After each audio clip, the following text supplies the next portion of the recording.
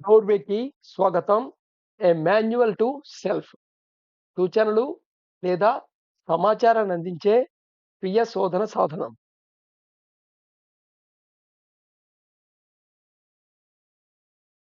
ఇప్పుడు ఇద్దరు మనుషుల మధ్య ఇంటరాక్షన్ గురించి చూద్దాం. ఒక మనిషి మామూలుగా కూల్ అండ్ కామ్ కంపోజ్‌గా ఉన్నాడనుకుందాం.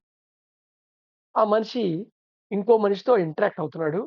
ఆ మనిషి ఆల్రెడీ అప్పటికే ఏదో ఎమోషన్ స్టేట్‌లో ఉన్నాడనుకుందాం. ఇక్కడ ఎమోషన్ రీచ్ అవ్వడానికి కారణం గురించి మనం మాట్లాడుకోవట్లేదు. ఆల్రెడీ ఆ పరిస్థితిలో, ఆ సిట్యుయేషన్‌లో కామ్‌గా ఆ మూవ్‌మెంట్‌లో ఉన్నవాడు. ఇంకో అతను, ఇంకో పర్సను ఎమోషనల్‌గా ఉన్నవాడు. సో, ఎమోషనల్‌గా ఉన్నవాడి నుండి ఈ ఎమోషన్ వైబ్స్ రేడియేట్ అవుతుంటాయి. ఈ రేడియేట్ అవుతున్న వాడిని పక్కన వాడి కామ్ స్టేట్‌ని గూడా డిస్టర్బ్ చేసి ఎమోషనల్ స్టేట్‌లోకి తీసుకెళ్తాయి. ఈ విషయం చాలా డీప్ పర్సెప్షన్ అంటే పర్సెప్షన్ నువ్వు యాస్ట్రల్ బాడీ లెవెల్‌లో నీ పర్సీవ్ అవుతున్నప్పుడు మాత్రమే ఇది గమనించగలుగుతావు. గమనించి జనరల్‌గా నువ్వు వెనక్కి అడుగు వేయగలుగుతావు. కృష్ణమూర్తిని లండన్‌లో జిడ్డు కృష్ణమూర్తిని ఒక పబ్‌కి తీసుకెళ్లారు. అక్కడ డ్రెస్సింగ్ బానే ఉంది. న్యూ న్యూ నేకెడ్ పీపుల్ ఎవరు లేరు.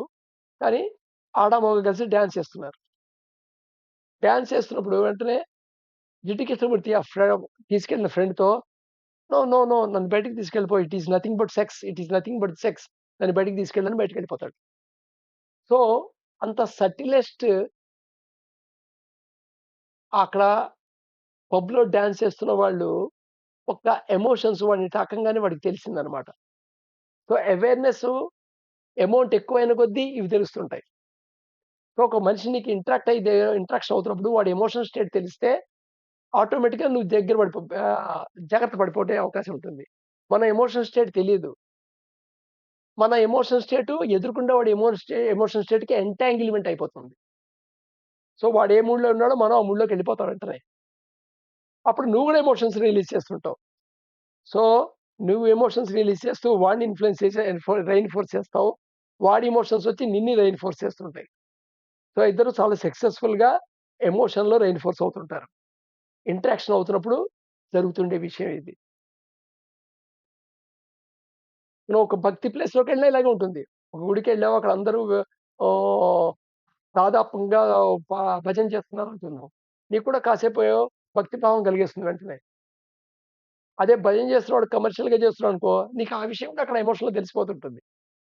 ఇక్కడ నోన్‌తో పర్సీవ్ అయిన దానికి నువ్వు నాస్తిక భావాలు ఉండబట్టి నువ్వు నోన్‌తో పర్సీవ్ చేస్తున్నావా? లేదా ఎమోషన్ యాజ్ ఇట్ ఈస్‌గా ఉన్నది పర్సీవ్ చేసి నోన్ తెలుసుకుంటున్నావా? అనేది చాలా ఇంపార్టెంట్ అవేర్‌నెస్‌లో. జనరల్‌గా ఈ విషయాలు తెలుసుకొని నాకు అదయిపోయింది. అది ఇలా జరిగిపోయింది. నాకొచ్చు ఇలా అనుకుంటుంటారు. అలా కాదు. ఇక్కడ ఎమోషనల్ బట్టి ఆ ఎమోషనల్ స్టేట్ బట్టి వాళ్ళు యాంగ్రీ స్టేట్‌లో కానీ, లేదా బిలీఫ్ స్టేట్‌లో గాని, లేదా హోప్‌లెస్ స్టేట్‌లో గాని, లేదా ఫియర్ స్టేట్‌లోకెళ్తారు. ఫియర్ స్టేట్‌లోకెళ్ళొచ్చు, యాంగ్రీ స్టేట్‌లోకెళ్ళొచ్చు, ఒక బిలీఫ్‌లో అనే స్టేట్‌లోకెళ్ళొచ్చు, లేదా హోప్‌లెస్ స్టేట్‌లోకెళ్ళొచ్చు. వీళ్ళ ద్వారా వీళ్ళ మైండ్‌లో ఫస్ట్ థాట్స్ జనరేట్ అవుతాయి. ఎలాంటి thoughts? Denial thoughts, అవునన్నది కాదంటాం. Frustration thought, ఇలా అయితే అలాగెలా కుదురుతుంది? అలా అయితే ఎలా కుదురుతుంది?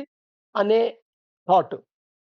అది యాంగ్రీ మూల కారణమనమాట. తర్వాత అది యాంగ్రీ కింద ప్రవర్తనలోకొస్తుంది. కానీ ఆల్రెడీ యాంగ్రీ అనే రూట్ ఫీలింగ్‌తో ఈ ఫ్రస్ట్రేషన్ థాట్స్ వస్తుంటేనే ఆటోమేటిక్‌గా నువ్వు యాంగ్రీ అనే దాని మీద అడుగేస్తున్నావు అనే విషయం అర్థం చేసుకోవాలన్నమాట. అలాగే ఫియర్ ఉంటే బార్గెయినింగ్ థాట్స్ వస్తుంటాయి. పోనీ ఇలా చేస్తే సరిపోతుందా? ఇలా చేస్తే సరిపోతుందా? ఇలా అంటే ఓకేనా? సారీ చెప్పేస్తే సరిపోతుందా? ఇలాగ ఇది బార్గెయినింగ్ థాట్ అన్నమాట. ఇదేమన్నా హోప్‌లెస్‌లోంచి డిప్రెషన్ థాట్స్ వస్తుంటాయి. ఇంతే నేను చస్తాను. నాకేమవ్వదు. వాడు మారడు. నా బతికింతే. డిప్రెషన్ థాట్స్ అన్నమాట ఇవి. సో, ఇలాగా థాట్ లెవెల్‌లో denial, frustration, bargaining or depression. ఏ థాట్స్ వస్తున్నాయో దాన్ని బట్టి నీ స్టేట్ ఆఫ్ ఎమోషనల్ స్టేట్ ఏం ట్రిగ్గర్ అవుతోంది. మోటివ్ స్టేజ్‌లో థాట్ ఫార్మ్ అవుతున్నప్పుడు ఏ ఫీలింగ్‌తో ఎమోషనల్ స్టేట్ ట్రిగ్గర్ అవుతోంది అనేది అర్థమవుతుంటుంది. అవేర్‌నెస్ ఉంటేనే జరిగేది. నెక్స్ట్ స్టేజ్ వర్డ్ దగ్గర నుండి వర్డ్స్ స్టేజ్, యాక్షన్ స్టేజ్‌లోకెళ్తాం. సో, దీంట్లో ఎవరు ముందు వర్డ్ వాడారు, ఎవరు ముందు యాక్షన్ చేశారు అనేది ఇమ్మెటీరియల్ మనకి. ఎందుకంటే ఇద్దరు ఆల్రెడీ ఎంటాంగిల్ అయిపోయారు. దీంట్లో ప్రతి వాళ్ళు ఆపర్చునిటీ కోసం ఎదురు చూస్తుంటారు. సో, ఒకడు మొదలెట్టిన తర్వాత రెండోవాడు మొదలెట్టేస్తుంటాడు. జనరల్‌గా ఇనిషియల్ ఎమోషనల్ స్టేట్ ఉన్న వాళ్ళే వర్డ్ కూడా రిలీజ్ చేసే ఛాన్స్ ఎక్కువ ఉంటుంటుంది. బట్ 100% ప్రతిసారి అలా అడుగుతున్న ఛాన్స్ ఒకప్పుడు ఎమోషనల్ స్టేట్‌లో వాడుంటాడు. వాడు ఏ మాట అనకుండా వీడు మొదలెడతాడు. "ఏంటి అలా మూంగిలా కూర్చున్నావు" అనే డైలాగ్‌తో స్టార్ట్ అవ్వచ్చు. భార్యాభర్తల మధ్య. అరే ఇద్దరు పర్సన్స్ మధ్య. సో, ఈ వర్డ్స్ అండ్ యాక్షన్స్ ఎక్స్‌చేంజ్ అవుతాయి. ఈ వర్డ్స్ అండ్ యాక్షన్స్ ఎక్స్‌చేంజ్ అవుతుంటాయి.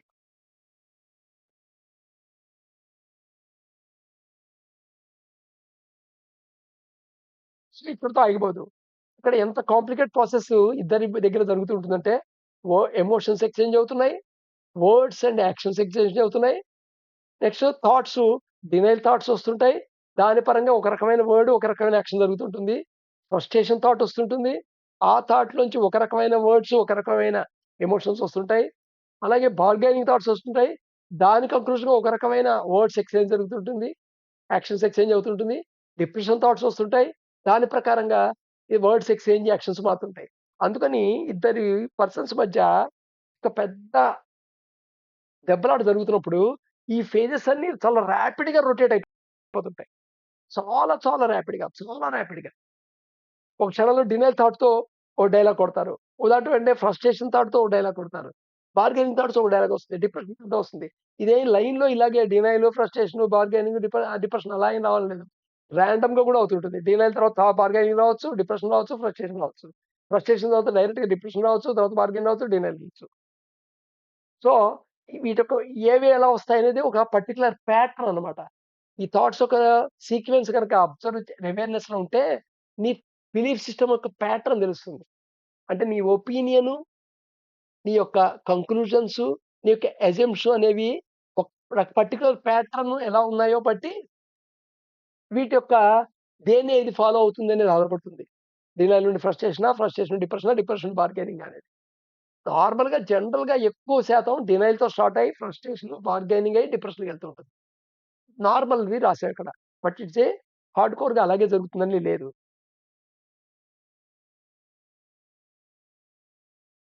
ఇంత కాంప్లికేట్ ప్రాసెస్ ఉంటదన్నమాట. అందుకని ఎవరికీ అర్థమయ్యే ఛాన్స్ ఉండదు. ఎందుకంటే నీ ఇద్దరిది కూల్ కండిషన్ ఉంటే ఎమోషన్ ఎక్స్‌చేంజ్ కూల్ అవుతుంటుంది. అప్పుడు ఒకళ్ళు మాట్లాడేది ఇంకోళ్ళకి అర్థమవుతుంటది. వాడి థాట్ వాడికి అర్థమవుతుంటది. ఇక్కడ నీ థాట్‌ని నువ్వు చూస్తుంటావు. ఎదుర్కొన్న వాడి మాటను చూస్తుంటావు. వాడి మాటని నీ థాట్‌ని కలిపేసుకుంటావు. కలిపేసేసి దాని నుండి ఒక థాట్ జనరేట్ చేసుకుంటావు. దాని నుండి ఒక ఎమోషన్ జనరేట్ చేసుకుంటావు. ఎమోషన్ వైపుతో వాడి ఎమోషన్‌ని మళ్ళా ప్రొవోక్ చేస్తావు. వాడు నిన్ను ప్రొవోక్ చేస్తుంటాడు. నువ్వు వాడిని ప్రొవోక్ చేస్తుంటావు. సో, ఇద్దరి మధ్య తగువులాట జరుగుతున్నప్పుడు ఎంటైర్ ప్రాసెస్ అంతా ఇంత కాంప్లికేట్‌గా జరుగుతూ ఉంటుందన్నమాట. దీని తర్వాత ఏమవుతుందో రేపు చూద్దాం.